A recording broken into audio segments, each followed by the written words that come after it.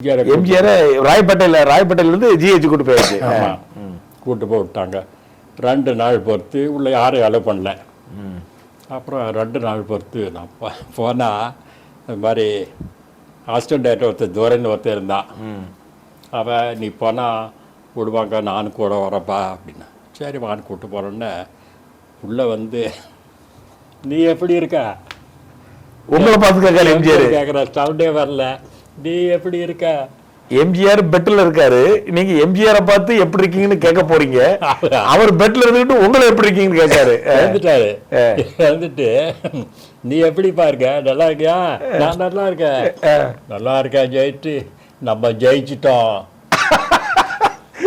அப்ப நடந்து முடிஞ்ச எலெக்ஷன்ல ஜெயிச்சிட்டோம்ங்கிறாரு. ஆமா, மருத்துவமனையில பெட்ல இருக்கக்கூடிய ஃபீலிங்கே இல்ல. நம்ம ஜெயிச்சிட்டோம் அப்படியா. அப்ப தான் அந்த கட்டு போட்டு எல்லாம் வந்து ஊரை ஒட்டி இந்த கட்டோட வந்து ஜெயிச்சது.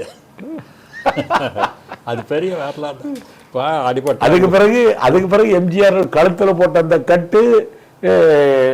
கட்டு வந்து ஒரு ஃபேமஸ் போட்டோ. ஆமா, ஒரு எலெக்ஷனையே ஒரு அரசாங்கத்தையே மாத்தி கொடுத்த போட்டோ அது. அதெல்லாம் வரலாறு. இது இல்ல எல்லாருக்கும் வந்து அடிமைப்பெண் படத்துல எம்ஜிஆர் கெட்ட போகும்போது இதுல ஒரு லெதர் கட்டு போட்டு பாரு தெரியுமா கழுத்தோட. இதனுடைய காப்பி தான் இது. நான் அதான் கேட்க வந்தேன். நல்லா இருந்தது.